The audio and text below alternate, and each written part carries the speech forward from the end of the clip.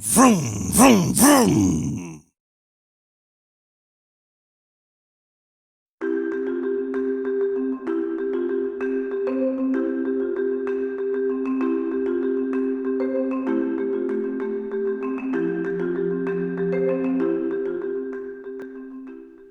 So thanks for clicking on this.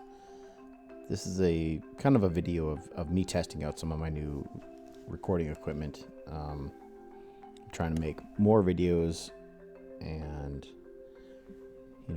put some content out there that's not necessarily aimed at lighting the world on fire, but it's kind of neat to look back and see what you've done over the years. So this job was an engine swap on a Arctic Wildcat 1000 XX.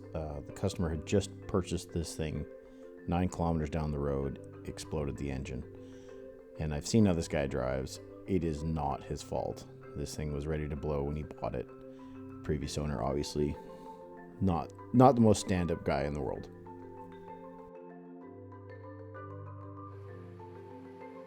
So yeah, there's a lot going on to get this thing out of this. And these axles, there's a nice little release that typically when you just turn the thing 90 degrees, the axles just pop out, but these are stuck in there, and they're really stuck in there. So those are gonna have to stay in there. I'm gonna have to separate the transmission from the engine up here. And yeah, that's fun. So gotta go pick up my puller tool. You still can't even see the hole that really is what we're in here for, but it's in there. So we'll get her out. It's almost out. Definitely been a long day. So we ordered a brand new engine from Arctic Cat. It is a Yamaha engine, but you buy them from Arctic Cat. It's supposed to have as much of the required accessories on the engine as possible. And initially it was supposed to be 2 to 3 weeks. Engine ended up being close to 6 weeks before we got it. So this guy's summer was pretty much destroyed the second he bought this thing. And once we finally did receive the engine, the work started, and I knew it would take a few days. It ended up taking almost 4 to do this job. It's a huge undertaking. So at this point in what's going on, I had disassembled the frame, the transmission, and all the clutch devices and everything have to come off to get access to the engine.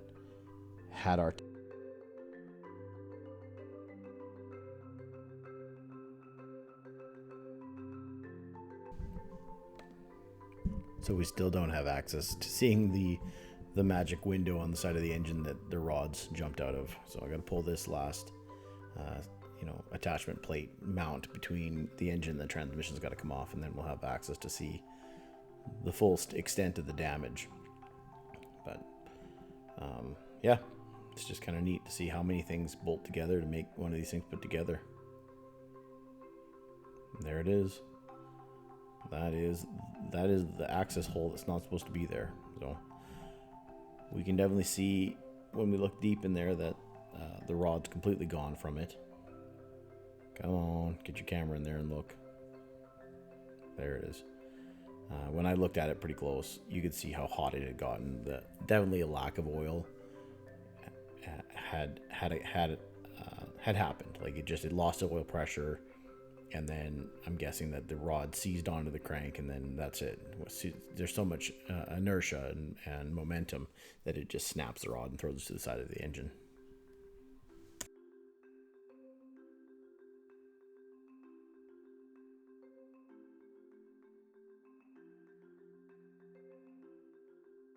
The good thing is the new engine comes with all brand new oil components. The only thing that we reuse is the oil tank, which got a steam and a proper clean out. New screen inside that. There's no way that whatever caused this on this engine is going to be transferred over to the new engine. So that's the nice thing about getting a brand new engine from Yamaha, is they do have it set up for you.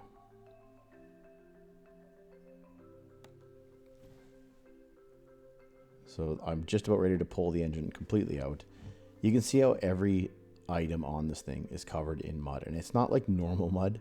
It's baked on hardened mud. I had to use like wire brushes on every mount to get, you know, all of the existing crud off of that thing. All the rubber hoses had to get soaked in like dish soap with degreaser and orange, and then scrubbed with a really hard nylon brush to try and get the rubber so that it, you know, it didn't have this mud surface on it anymore, because I wanted everything to look like the investment this customer is putting into this unit.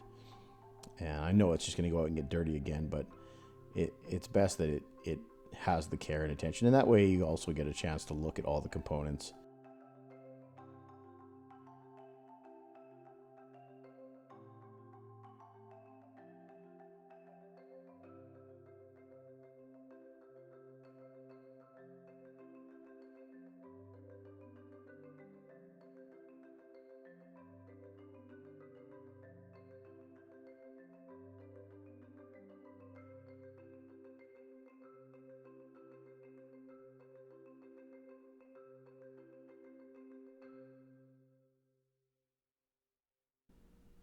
There we go, sitting on the ground finally, ready to swap over some stuff. I mean, look at the state of my shop. There's gunk everywhere. And here we get a little bit of a peekaboo through the engine. Definitely should not be able to see the floor through it. And it's a good engine, like it really is. I don't think this is a common thing to happen. So you can see here we got to swap out.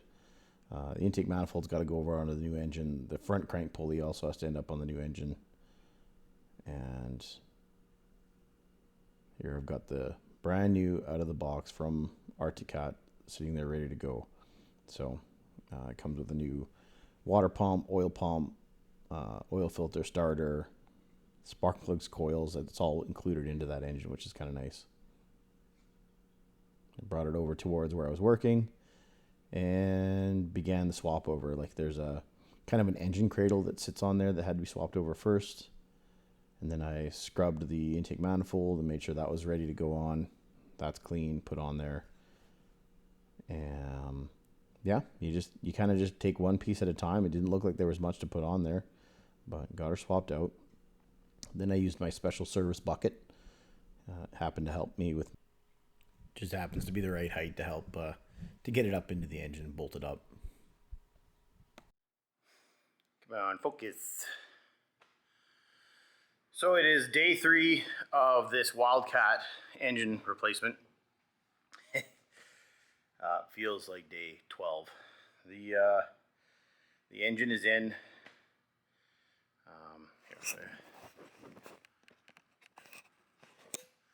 the engine's in, transmission is in, the mounts into the buggy itself are all good, the drive shaft is in.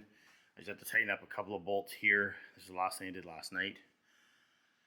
I'm just going to give you guys a little piece of advice when you're doing big, huge jobs like this. You know how you'll sometimes place something together, you'll be like, oh, I'll tighten that later. Tighten it that second, the moment you put it on, you know, except for if you're trying to get something to fit and you need a couple of things loose.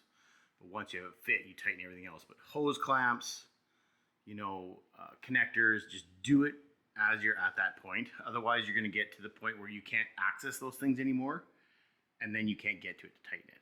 So, last couple things on this side is we're going to have to put the main plastic shielding here that connects the engine and the transmission, and the clutch and the belt and the variator, all that stuff. That'll go in, and then some shields go in, which have to go in before the framework. Then the subframe goes in, the rear frame piece, the top piece, and then hopefully put in oil, coolant, and a battery. Later today, this thing will run. So here it is running. It runs good. They have kind of a lumpy idle. Pretty hot little engine, so it drove well, had no issues, fans kick on. Cooling system was a bit of a bugger to bleed, but I got her, and editing all this took a lot of time, and the job took a lot of time, but I think the results were good. Thanks for watching. Have a good day.